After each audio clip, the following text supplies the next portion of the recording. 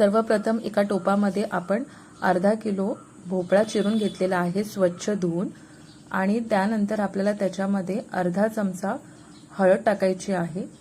त्यावरती आपल्याला 1 चमचा लाल तिखट टाकायचा आहे। ते टाकल्यानंतर आपल्याला शिजतील आणि चव येईल भोपळ्याला, त्यासाठी मीठ टाकायचं आहे। त्यावरती बारीक चिरलेला आपल्याला टोमॅटो टाकायचा आहे। तो टाकल्यानंतर आपल्याला अर्धा कप पाणी टाकायचं आहे इथे, आणि ढवळून घेऊन आपल्याला व्यवस्थित शिजवून घ्यायचा आहे भोपळा मीडियम। नंतर आपल्याला एक वाटण तयार करून घ्यायचं आहे। त्यासाठी कढईमध्ये 2 चमचे तेल घेतलेले आहे, 1 चमचा धणे घेतलेले आहे, 1 छोटा चमचा आपल्याला जिरं घ्यायचं आहे। ते व्यवस्थित 1 मिनिट परतून घ्यायचं आहे तेलावरती। परतून झाल्यानंतर आपल्याला त्यामध्ये 2 ते 3 काश्मीरी लाल मिरच्या घ्यायच्या आहेत। यात तिखट नसतात, रंग छान येतो त्यासाठी मी टाकलेले आहे त्यामध्ये। नंतर अर्धा चमचा मेथी दाणे घ्यायचे आहेत आपल्याला इकडे। व्यवस्थित मिक्स केल्यानंतर आपल्याला त्यावरती अर्धा चमचा हिंग टाकायचा आहे। हिंग टाकल्यानंतर आपल्याला 10 ते 12 कढीपत्त्याची पानं टाकायची आहेत, आणि त्यावर आपल्याला 1 कप किसलेला नारळ टाकायचा आहे। हा ओला नारळ आहे, सुका नाही। आणि त्यावरती चिंच टाकायचं आहे, आणि व्यवस्थित 2 मिनिटं परतून घ्यायचं आहे आपल्याला सर्व।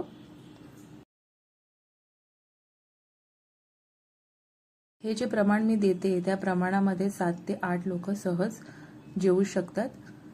आता हे आपल्याला भाजून घ्यायचं आहे, पण करपवायचं नाही आहे किंवा खोबऱ्याचा रंग बदलायचा नाही आहे। फक्त 2 मिनिटं आपल्याला एकदा मिक्स करून घ्यायचे मसाले, आणि थंड करत ठेवायचे।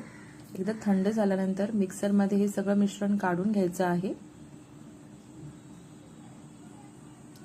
सर्व काढून घेतल्यानंतर अर्धा कप पाणी टाकून आपल्याला ह्याची बारीक पेस्ट बनवून घ्यायची आणि ती बाजूला ठेवायची। आता फोडणीसाठी 2 चमचे तेल घेतलेले आहे, त्यावरती 1 चमचा मोहरी टाकलेली आहे।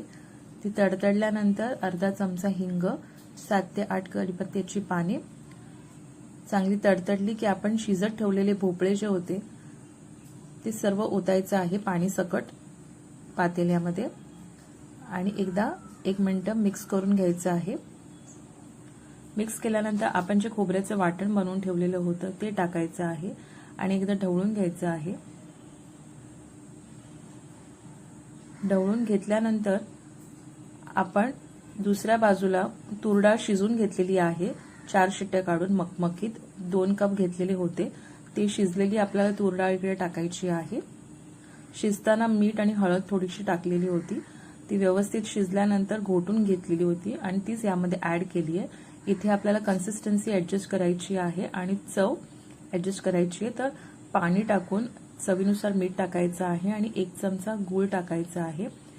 तर यामध्ये आपण सांबार मसाला कुठेही न वापरता घरच्या घरी ताजा मसाला बनवला आहे, त्याची चव उत्कृष्ट लागते, आंबट तिखट गोड। तुम्ही या पद्धतीने करून पहा, ज्यामध्ये फार भाज्या लागत नाहीत, भोपळ्याची चव पूर्ण उतरते त्या रसामध्ये, आणि यामध्ये आपण कांदा लसूण अजिबात वापरला नाही आहे। त्यामुळे ह्या पद्धतीने नक्की एकदा करून पहा, आणि आवडली असेल तर लाईक शेअर आणि सबस्क्राईब करा। तोपर्यंत बाय बाय।